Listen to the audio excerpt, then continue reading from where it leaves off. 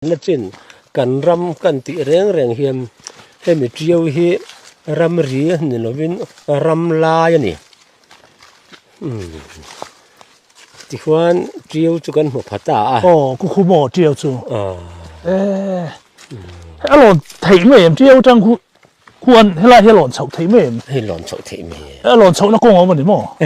ha te khu a ra le kha ngai he khu ta ku ta ngin mo ani chon Dakar ang zat vel nge lon nan hun sen nga yang motora kal vekin ni mo ke em ngan ti em ni khale fangai lu than tong chang mer ti hian lai tu manu lung len kang chu kan kheng ta a khu lai kan mo khu lai tu ma thi na triu li chu ani ti hian tu na ro chum British te awangin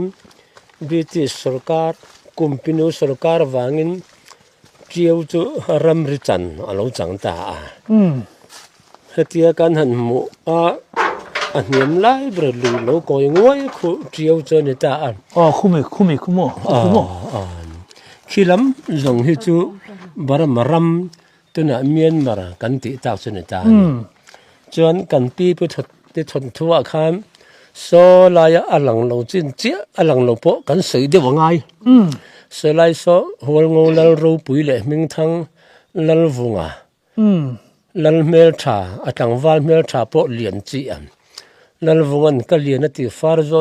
alu so la chang sil som thu man la an ti na lal vunga lal na khuwa khani chon khi laya niliam tur na achun de achun na noi takhi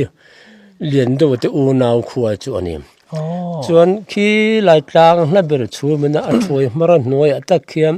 san zo lo ma chu ler sia khuwa ti thin chu ani chuan khi lai kon zau ber khi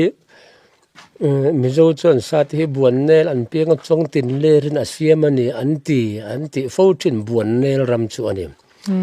chuan khu lai a khuan di la haw hai dil chu haw hai lang lo chu na ni an khi ta Burma tanga luron chukla ina trio po na tak khu man la ya chian la na chi khur mun pui tak chi thar ani a chu chi bai ti tong kam lo chu an he ni chuan he ta kan hoi chho ze langa so lai so satom a lo lang ta an satom so mizo tong kam moi tak mi pa te in sei lung run ve na chui thang wa la ti tong kam lo chu na hi ani chon sami pia rata son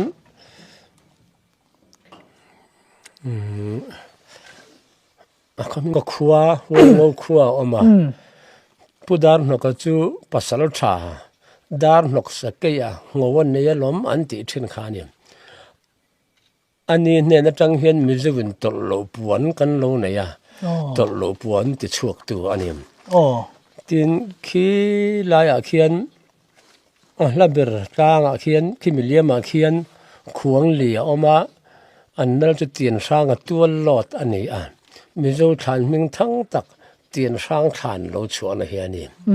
chon khi lai a rang wa in pakhat kan hu ve khimi chunga mual lo pong ul khi thim de map kim liam chia khian kot sei ya ma chumi kot sei chu han pel je ula mun le alo ama chu mun chu ngen te ho mon ani an lal pa chu chong chona ani an lal fa pa chu lal ma nga ni anu lom ro ni chu lal ma nu lom ro ni than khat chuan lal ma nu hlo ro ni te pon te thowan mizoram ani poi mo ta zun ni som ni pakhat lal ma nu lom ro ni ti chong kam lo chu na hi ani bokani chuan chumi pia chuan chong hoi om ta a chu chong hoi chu sai lo tha tu sai lo wa awang lai taka om na ni a la ka u sai lo ka ngai mang chong khwa kan wang lai hrum som pal ang kan dan na ti te po hla om ani chuan kan nu la kan pa te na thon thu ka hrilang chu lien do ti u nau hi an oma lal ro pui tak ler sia oma anti fokha solai ver son ta ni chu tu ani chuan